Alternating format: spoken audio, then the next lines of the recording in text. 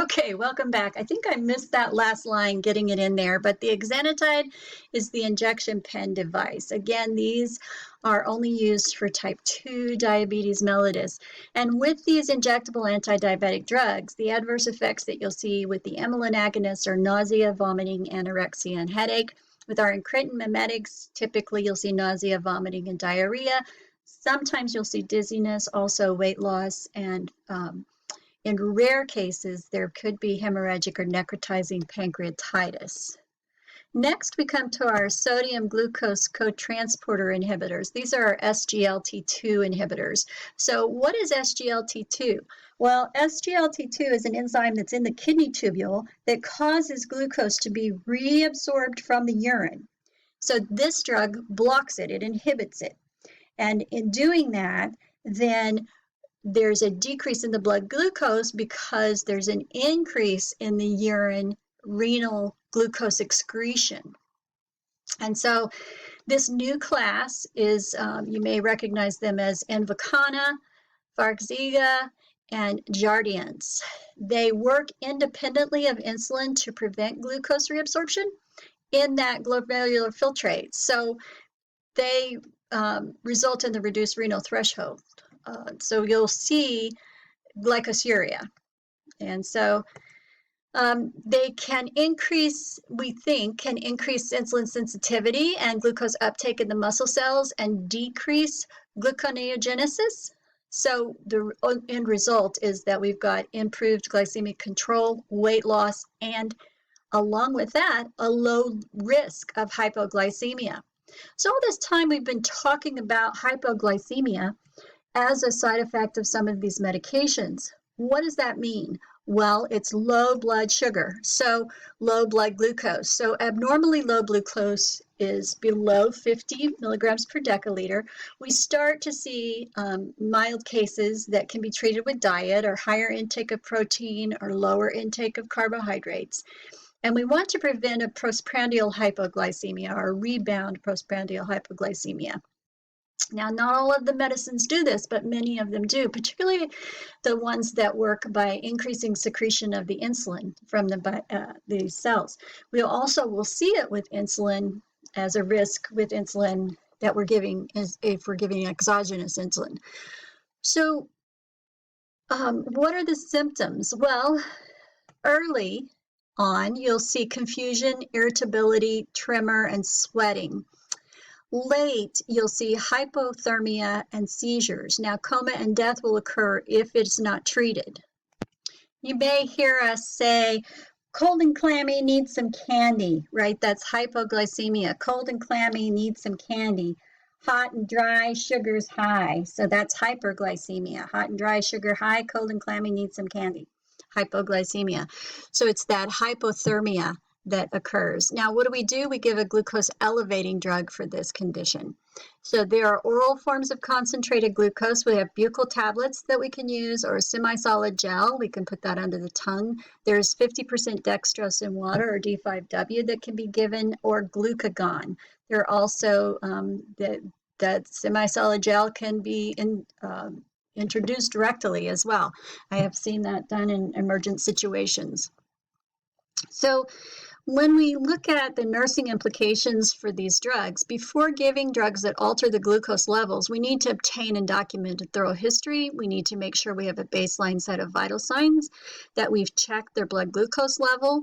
If they've had one drawn, a hemoglobin A1C, we may want to make sure that we are not missing any orders from our provider or advocating for us to have that drawn. Many of our insurance, including Medicare, will not pay for an A1C any sooner than every 3 months because they don't change. And we'll talk about that in LVN 121, but it's not going to change from week to week or day to day or anything like that because of the way that lab is, what it does. But we also want to look at potential complications that could occur, drug interactions. We want to make sure that we have assessed the patient's ability to consume food because we don't want to give them medication that's going to lower their blood glucose level if they are not able to have food or they're NPO for some reason. Assess for nausea and vomiting. because hypoglycemia could be a problem if an anti-diabetic drug is given and the patient doesn't eat. So consult with the primary care provider to make sure that we've got orders for following the guidelines for the anti-diabetic drug therapy. Keep in mind that the overall concerns for any patient with diabetes or overall problems increase when the patient's under stress, when they have an infection, when they're ill or have trauma, or they're pregnant or lactating. So that changes your metabolism. It changes your glucose need in the body. So we have to keep those things in mind. Thorough patient education is essential.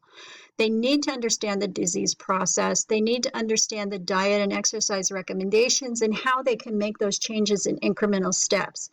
People typically are not able to just turn around and change their diet and exercise immediately. And depending on their comorbidities, we may not want them to do that drastically, especially with the exercise. We want to set them up on a realistic program. Remember our SMART goals.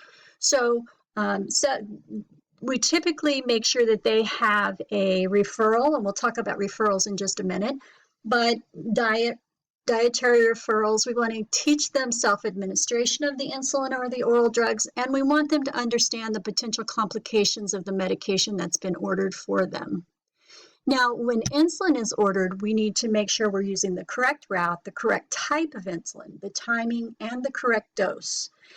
And insulin orders and prepared dosages are second checked with another nurse, because once you put it in, you can't take it out.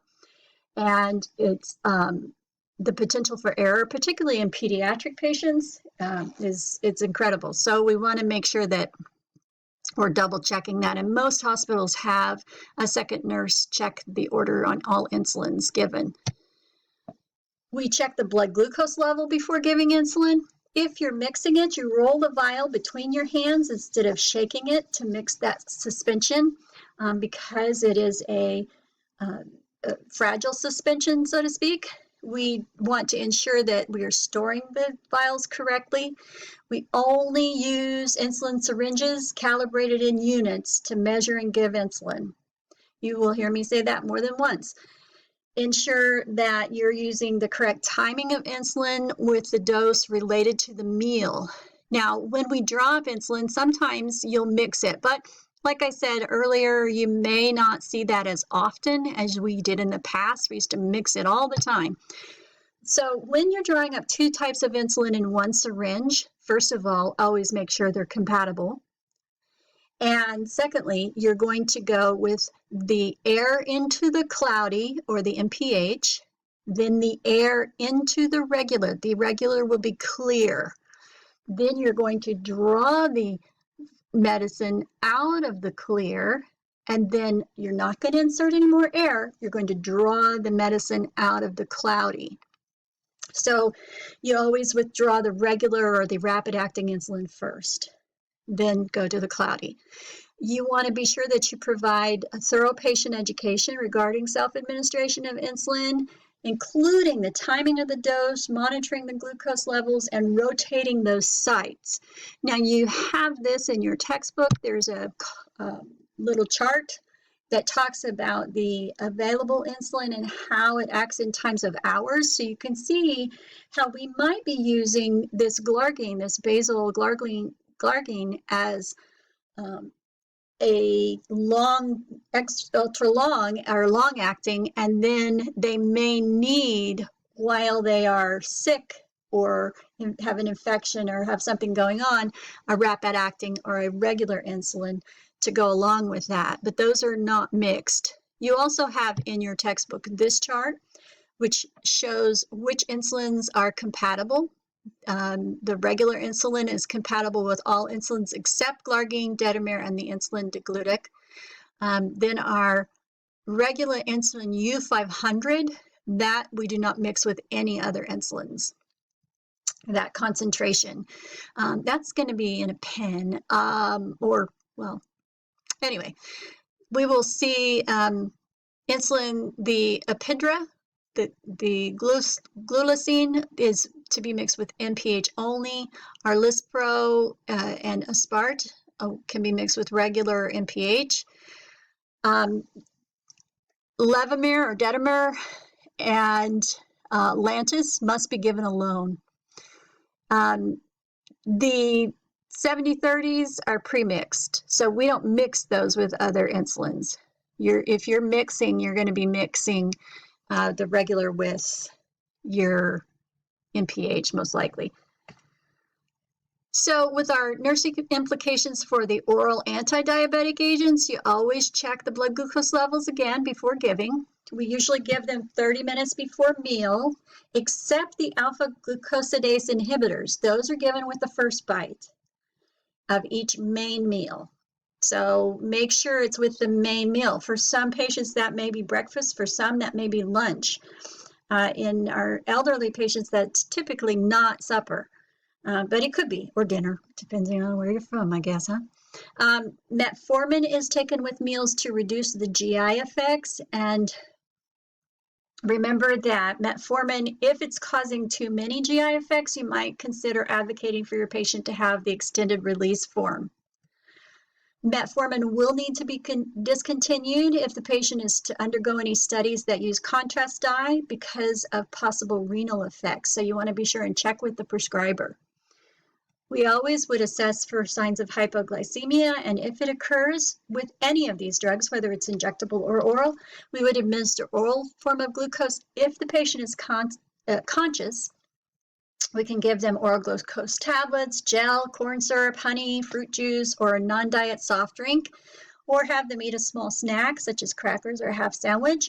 Most of your facilities are going to have a very specific protocol for this, so make sure that you know what that is. We may give a D50W or glucagon IV if the patient is unconscious and monitor blood glucose levels. With these drugs, we always monitor for a therapeutic response. We want to decrease in the blood glucose levels to the level prescribed by the physician or the provider. We want to measure that A1C to monitor long-term compliance with the diet and the drug therapy and monitor for hypo and hyperglycemia. Now let's talk about some of the herbal and dietary supplements. Bee pollen, gingko biloba, and glucosamine are thought to increase blood sugars and could potentially affect beta cell function and insulin secretion. Ignore that page there. Basil and bay leaves may cause hypoglycemia, and chromium can increase the production of insulin receptors and increase insulin effectiveness. So that's important to remember if you have a patient who is particularly taking insulin. Some of the pearls, always use U100 syringes for U100 vials.